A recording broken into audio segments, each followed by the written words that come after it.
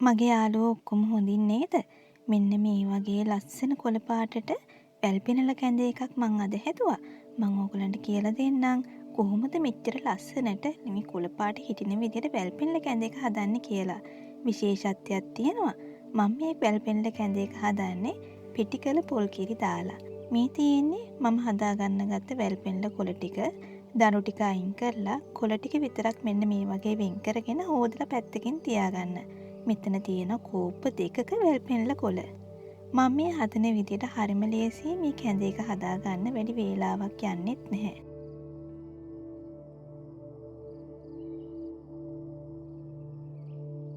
දැන් අපේ ගෙදර ඉන්න දෙන්නයිනේ. මෙන්න මේවයි කෝප්ප දෙකක් තමයි අපි දෙන්නට මෙන්න මේවයි කෝප්ප දෙකකින් තමයි අපි දෙන්න කැඳ බොන්නේ.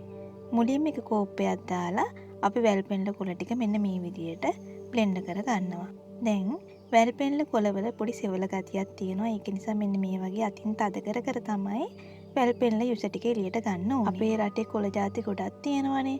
එක එක දවසට එක එක කොළ ಜಾති හදන්න. ඒ කොළ කැඳ වලින් වෙන වෙනම ගුණ අපේ ශරීරයට එකතු කරගන්න පුළුවන්. මේ කෝප්පේ මම ආයෙ හොදගෙන එනවා. උයාගත්ත බත් කෝප්පයක් එකතු කරගන්න.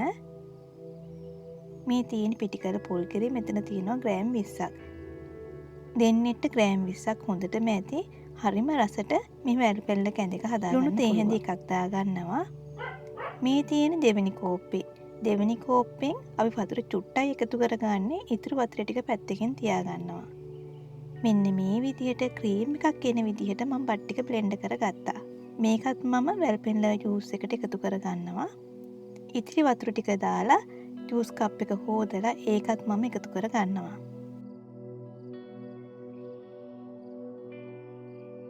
සුදුරුණු බික් දෙකක් මම එකතු කරගන්නවා. අඩුම අඩු ගින්දරේ තමයි වැල් පෙනල කැඳ එක හදාගන්න ඕනේ. ඕනකට වඩා ගින්දර වැඩි කරගන්න එපා. එතකොට අර තියෙන ලස්සන පාට නැති වෙලා යනවා. පියන වැහුවට පස්සේ මෙන්න මේ වගේ ජල වාෂ්ප වෙන මට්ටමක් එනවනේ. අන්න එතකොට පියන අරින්න.